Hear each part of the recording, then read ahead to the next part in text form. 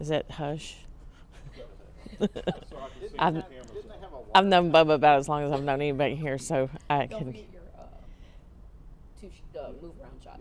Okay. And what'd you say? I'm sorry. Didn't they have like a big water tank here that they use for water scenes? Wow. And- That's down in Swag. Okay. Yeah, I was gonna say the I was blue. wondering. Yeah, but this became, a studio, and it was big. Before Millennium was built too. Yes. Wow. And then Then they built Millennium, but they still use this. This was a different company. We had like 4 or 5 studios going on at the time. What's the guy's name that did StageWorks? He was very, very rich. They act, Lives down there at the, yeah, I'm gonna think of his name in a minute. Started Calumet before it was Calumet. Oh, wow. Anyway, David, Yeah. and his son-in-law. Okay. All right. So for the record, say and spell your name and how you want to be titled. Shelly, Shelly, Ragle, Ragle. I really want to be titled like a cheerleader for SPAR, but they don't like that for some reason. SPAR, I'm the director of SPAR. All right. However you want to. Okay. So Shelly, take us back to when all of this started planning, before we even knew that 50 Cent was interested in our city. When did you start hearing the buzz about a man named Curtis Jackson? Well, we were in a meeting at one point, and somebody asked, "Do y'all know who Curtis Jackson is?" And it took us all a minute to go, "Yeah, we know who he is, but we don't know him by that name." So it's been going on for several years now, just the talk about him and his interest in Shreveport.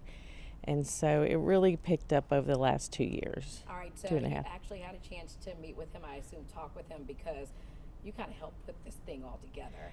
What is he like? As down to earth as can be. He's full of joy. When he's in the room, he makes everybody happy and excited and wanting to, put your best foot forward for not only him, but for Shreveport. We're standing in StageWorks, what used to be called Expo Hall. Describe what it looked like back then when it just sat kind of, and how it looks now. Well, originally, as I was saying earlier, this was our original convention center, and we built the new convention center. We, did not want to compete against ourselves with the building, so then this was sitting vacant. And 2001, after Katrina and the movie business picked up here, this became a soundstage for a long time. And then several years ago, they decided to close this soundstage, and it was just sitting here. And this had always been an idea that had been floated around really for many years. And then we had the opportunity to build this facility into a multi-purpose facility that can be used for all kinds of sports or activities that you can do on a wooden floor. This was purchased under the Perkins administration along with Millennium. We've owned the city. The city this is a city facility and has been since it was built. Okay. It was built as the Expo Hall. Oh, that's right. Okay. And so, so what was your job with Humor and Harmony? How did you make it be harmony on the part as far as city leaders, making sure that this was in place and that was in place and everything worked together? Mayor Arsenault decided that it would be the easiest thing that could happen, and the way that this would roll smoother would be to have one point of contact, not only on the city side, but also on their side. And so he asked that I take that role on, and that included coordinating, every aspect with all of the city departments, with permitting, with, setup, takedown, cleanup, whatever it might have been. And what happened is everybody stepped forward to do their best work, and every department head that you went to was like, how can we help? So it was just a great collaborative effort, one that I hadn't seen in a long, long time. And I think it was the excitement surrounding this activity. This was way more than, a 1-week festival or that you're having in the same location. It opens at this time, closes at that time. I mean, we had a concert, a festival, trade show in some ways with everything that was under the district. So it was a really big, multifaceted event. How did you make that work in harmony? Well, first of all, I had to learn to say humor and harmony, which was very hard for me to say most days. But it was, like I said, just the attitude of people, not only people who work for the city, but I say all the time, our vendors, even though we were paying our vendors, they didn't have to say, we'll drop it, we'll be there. Everybody in the city just cooperated. Also putting our past experiences, our department facilitates what we call event task force, which curates, I guess, every event we have in the city with the help of every other department. And so it was building on that experience we have with putting on things like Independence Bowl, Mardi Gras, Let the Good Times Roll, whatever those festivals might be or events. It's just building on that experience. Did you have a chance to sit down with 50 Cent and talk about what he wanted and how he wanted it to look and how you had to make it happen from paper to reality? I think he never said to us, this is what I want it to look like. I think he had a vision. He had people who were working for him that he wanted, he would communicate that vision to, and we helped to facilitate that. Leading up to this, we had a lot of people, and of course, anytime you have something big that's new, there may be people who have negative things to say that don't even really know the concept or how this would translate into positivity for the city. What do you have to say to those people that were negative at first, knowing that this was so successful?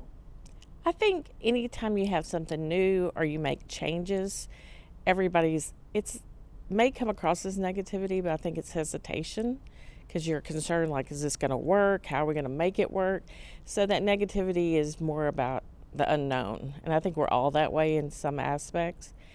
But I said, to me, the greatest thing I saw at the end was, yes, it was a successful event. I think people had a great time.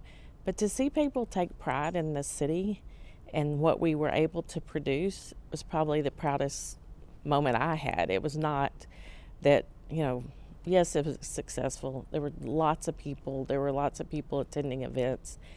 I mean, I stood outside of Expo Hall, and the first time since 96, when we opened up Harrah's, it was just buzzing and bustling with people coming in and out. And at the end, people were proud of our city, and they were proud of what we were able to produce. And I think it speaks volumes for no violent crime, no homicides in 4 days. Is this what our city needs to move forward, to give people something to do?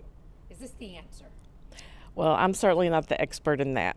What I can tell you is it was a great 4 days. People had a great time. There were things to do. There were activities going on. You saw, law enforcement out, and I think people felt safe because of the plan they put together.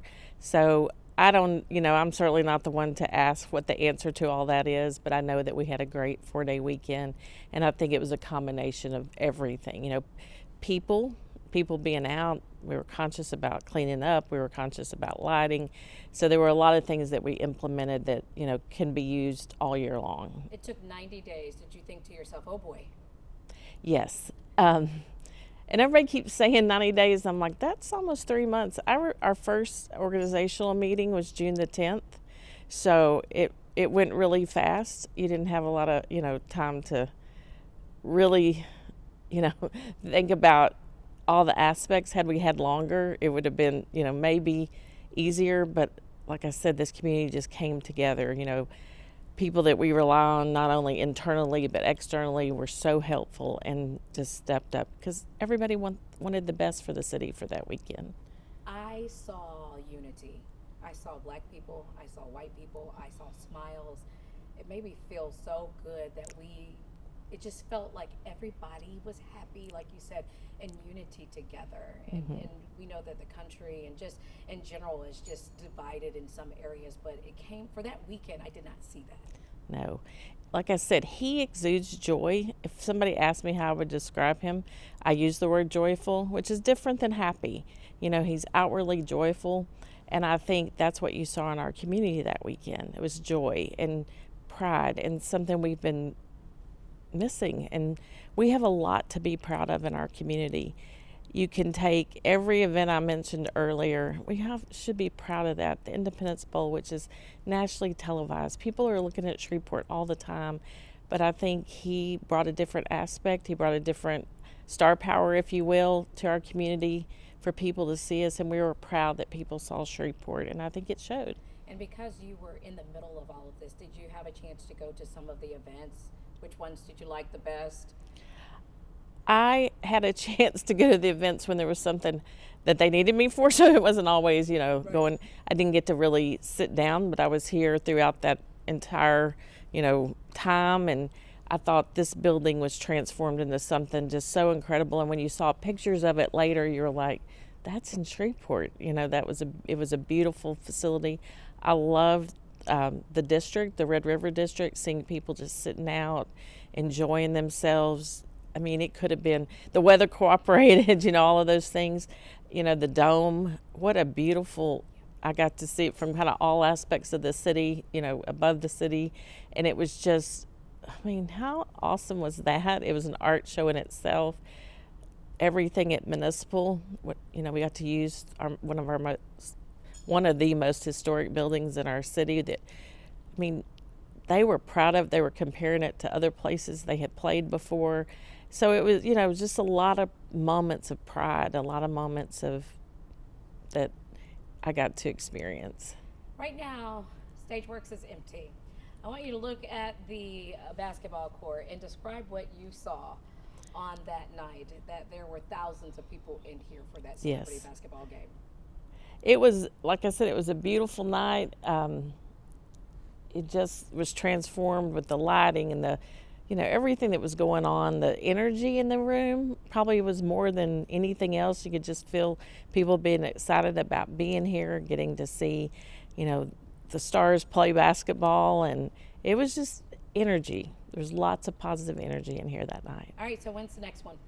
I have not been told when the next one is, but I know that it was never in the plan for this one to be the only one or the only event that ever happens. So I guess we all have to stay tuned for when the next one will be.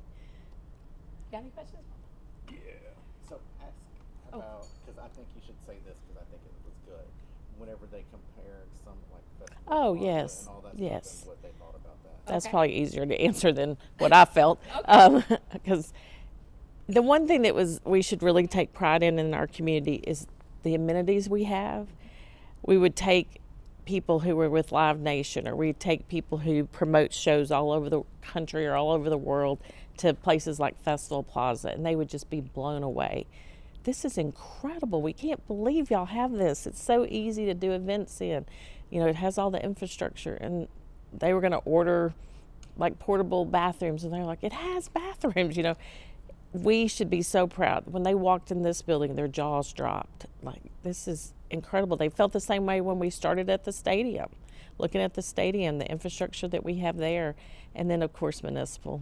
We should be so proud to still have that auditorium and that auditorium operating. So just the pride we should take in what the citizens have, over the years helped to build. Yeah. And they were blown away by our community and by our facilities. Sometimes we forget the gems that we have. Yes. in our Oh, it's community. easy to take it for granted, Yeah. Okay.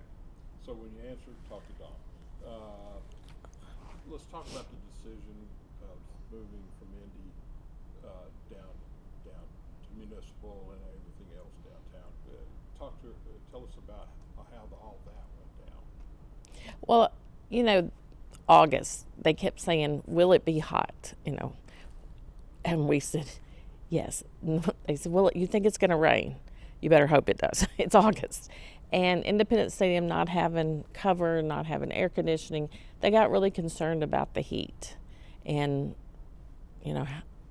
I think they were concerned that people will wait till the very last minute to see how hot it actually would be before they would make decisions to come. So I think they learned that it's hot in August in Louisiana, and so they decided to move to the Municipal. And that was a big move. And when you're compressed with planning time already, and then you make that decision really close to the event, it does cause, some lots of jumping through hoops and some confusion for the public, but I think all in all that worked out. And like I said, they loved municipal. They loved the opportunity to use that building.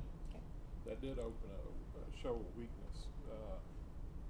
Indy Stadium is Ticketmaster and municipal is Live Nation, I believe. Well, Live Nation owns Ticketmaster, so everything's Live Nation, but no, every Ticketmaster also is at Municipal Auditorium.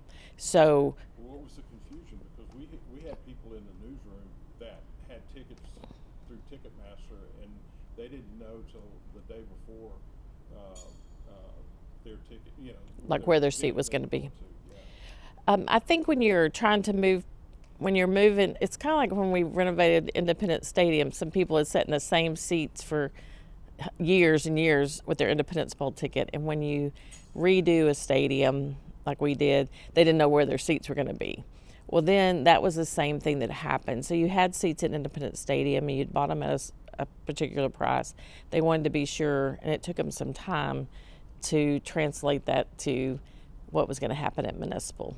And I think it just had to do with the compressed time schedule. You know, they made that decision earlier, you could have gotten the ticket straight, but it was just trying to figure out, you bought this ticket, where you're going to sit at Municipal versus where you were going to sit at Independence Stadium. So I went out with Wade and our sports guy and our production guy to shoot a promo about Friday Night Football. And Wade told us it was 140 degrees on the field that day. So it was really smart of somebody to convince everybody to move. yes, I mean, I think we did a walkthrough prior to the event with Live Nation, and we were on the field. It was a really hot and humid day, typical Louisiana day in July, and we did okay when we were under the stands and we were under shade, but when they got out on that field for the first time, I think everybody began to realize how hot, and that rubber surface that the field is filled with is, you know, black rubber mulch. It's hot, and I think they began to realize this is really going to be hot. So they said Plan B. Yes, air conditioning. Yeah, absolutely. And, you know, we did look out on the weather. It was certainly not the kind of heat that we normally have the first weekend in August. And I have to say, I told somebody I really wasn't hot until, and they were like, what?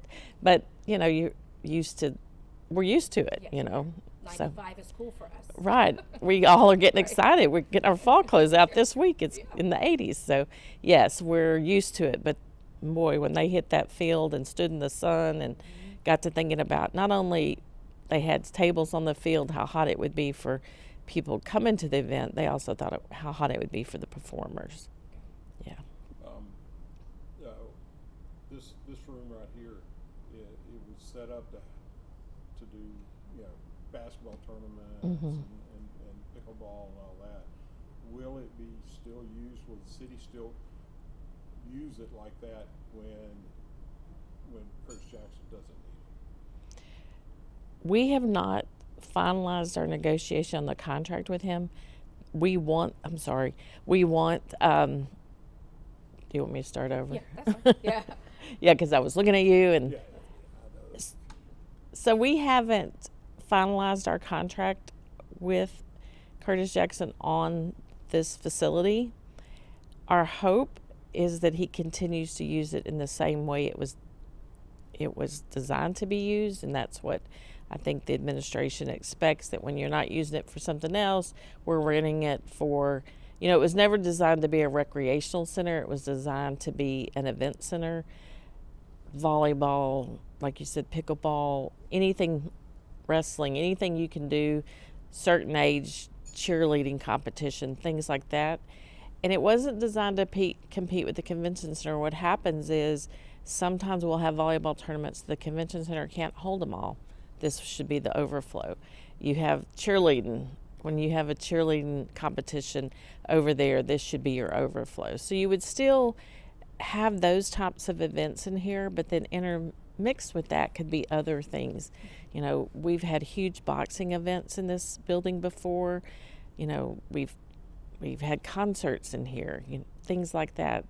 You can seat, thousands of people for a seated dinner. There's all kinds of things that this can be used for. And part of what you see around the building is a flooring that helps to protect the floor from, tables or chairs or anything that you put down on it.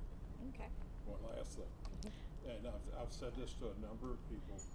I'm from Shreveport, born and raised, and worked here obviously for 43 years. I had chill bumps in the middle of this because I'm going, wow, this is really happening in Shreveport. What was when you were able to sit back and just take it all in? I think on that Monday morning, we were in our staff meeting talking about what just the event and to hear people say, gosh, our city looked beautiful. There was cleanup plans. There was all this, just the pride. That's, like I said, that's the thing I noticed that I hadn't seen in so long in our community. We've done some amazing things here. I wasn't born and raised here, so I've always thought Shreveport was a great place. I see, all the things that we do from, the Miss USA pageants years ago. Probably the first one of those I saw people band together and, really be proud of putting ourselves on television. And maybe we've just gotten used to all that we do, and we just don't notice anymore. It's just become old hat. But I think people this weekend realized, again, this is a great place. We can produce great events, and we can not only produce them locally, but they were seen around. He has a reach that is huge, and it's not just in the United States, it's all over the world, his reach. And so I think we just had a moment of pride, and we need to bottle it and keep it going. Yay, all I got. you did All right. great. Thank you. Wait a minute. Oh, Um, who was I with that day I took it? I was like gone Maybe, with it. maybe we can still Miss USA back from Monroe. Maybe they were watching the same. No, this was they have Miss Louisiana USA, Yeah. where this was This Miss was